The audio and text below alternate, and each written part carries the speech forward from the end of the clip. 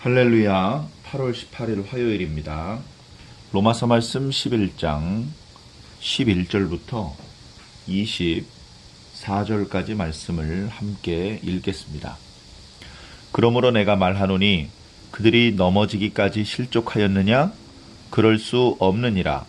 그들이 넘어짐으로 구원이 이방인에게 이르러 이스라엘로 시기나게 함이니라. 그들의 넘어짐이 세상의 풍요함이 되며 그들의 실패가 이방인의 풍성함이 되거든 하물며 그들의 충만함이리요. 내가 이방인인 너희에게 말하노라. 내가 이방인의 사도인 만큼 내 직분을 영광스럽게 여기노니 이는 혹 내 고륙을 아무쪼록 시기하게 하여 그들 중에서 얼마를 구원하려 함이라. 그들을 버리는 것이 세상의 화목이 되거든 그 받아들이는 것이 죽은 자 가운데서 살리는 것이 아니면 무엇이리요. 제사하는 처음 익은 곡식가루가 거룩한즉 떡덩이도 그러하고 뿌리가 거룩한즉 가지도 그러하니라. 또한 가지 얼마가 꺾이었는데 돌 감람나무인 네가 그들 중에 접붙임이 되어 참 감람나무 뿌리의 진액을 함께 받는 자가 되었은즉 그 가지들을 향하여 자랑하지 말라. 자랑할지라도 네가 뿌리를 보존하는 것이 아니요 뿌리가 너를 보존하는 것이니라. 그러면 네 말이 가지들이 꺾인 것은 나로 접붙임을 받게 하려 함이라 하리니 옳도다. 그들은 믿지 아니함으로 꺾이고 너는 믿음으로 섰느니라. 높은 마음을 품지 말고 도리어 두려워하라. 하나님이 원가지들도 아끼지 아니하셨은즉 너도 아끼지 아니하시리라. 그러므로 하나님의 인자하심과 준엄하심을 보라.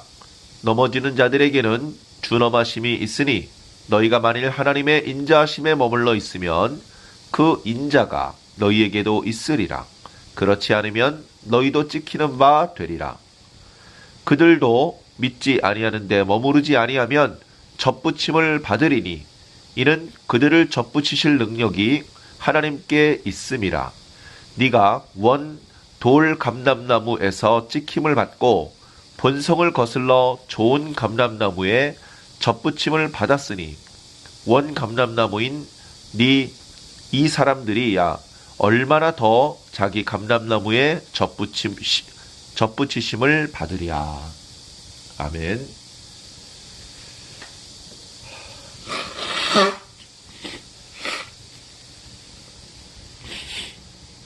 날씨가 장마가 끝나고 이제 본격적으로 무덥습니다. 건강하시기를 기도합니다. 오늘 말씀 계속해서 한번 묵상해 보도록 하겠습니다. 사도 바울이 9장부터 자기 동족 이스라엘의 구원을 간절히 바라고 있으며 그들을 위해서 기도하고 있다는 말씀을 우리가 이미 묵상을 했습니다. 그럼에도 불구하고 이스라엘은 믿지 아니함으로 결국 하나님의 백성의 선을 넘어서 하나님께는 버려진 그런 입장이 되고 말았습니다. 그런데 이제 오늘 말씀에 이제 그 이스라엘을 향하여서 소망이 있음을 사도 바울은 증거하고 있습니다. 첫 구절의 말씀이 무엇입니까? 첫 구절에 이렇게 말씀하고 있죠. 내가 말하노니 그들이 넘어지기까지 실족하였느냐? 그들은 이제 이스라엘입니다. 이스라엘이 다시는 일어날 수 없을 정도로 넘어진 것이냐? 대답은 무엇이죠? 그럴 수 없느니라. 그들은 잠깐 넘어졌을 뿐이다. 소생이 불가능한 상태까지 떨어진 것은 아니다. 그들은 지금 넘어졌다. 그들은 지금 하나님의 구원을 거절한 상태다. 그리고 그 대신 하나님의 복음을 믿음으로 받아들인 이방인들이 구원을 받았다.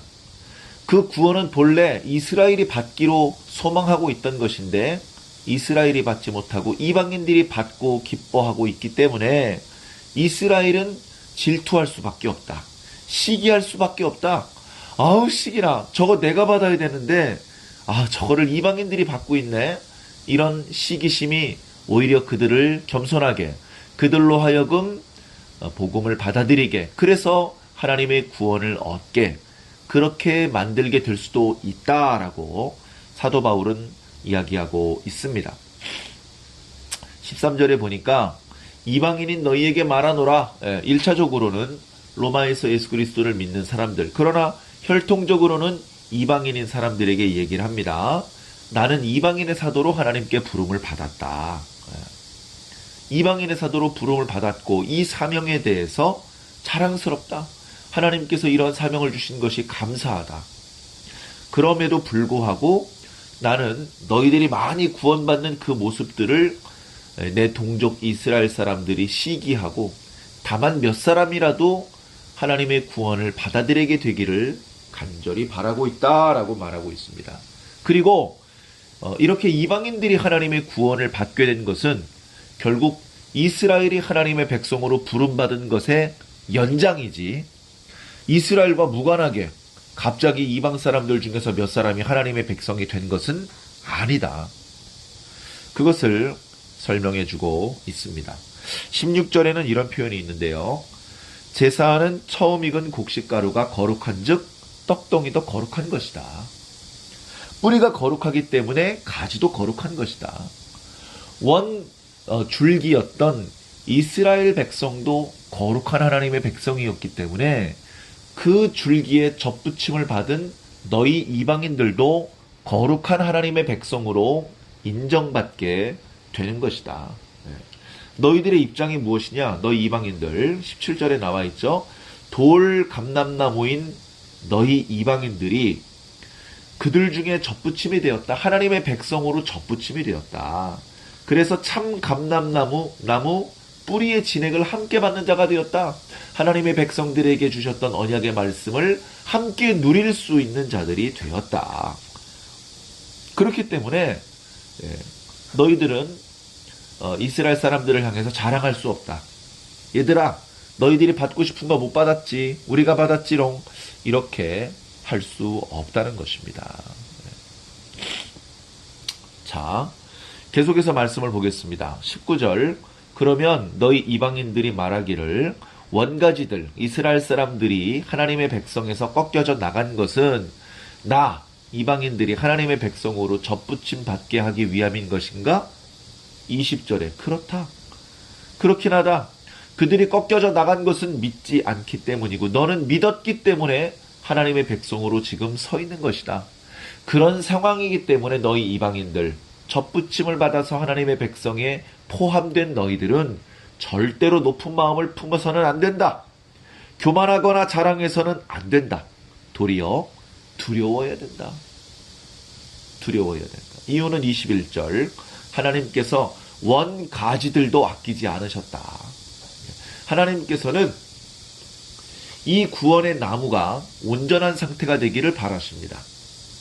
그래서 온전하지 못한 가지는 꺾어내시고 온전한 가지는 접붙이셔서 계속해서 이 나무가 건강한 상태로 성장하기를 바라고 계십니다. 그래, 그 원가지가 꺾여져 나간 자리에 돌 감람나무 가지였던 이방인들이 접붙임 바 되어서 이제 하나님의 백성이 되었는데, 그 이방인들, 나중에 하나님의 백성이 된 사람들에게 모자람이 나타난다면 어떻게 되겠습니까? 원가지도 아낌없이 자르셨던 분이 나중에 접붙였던 가지가 썩으면 일말의 주저함이 없이 그것도 잘라내시겠죠.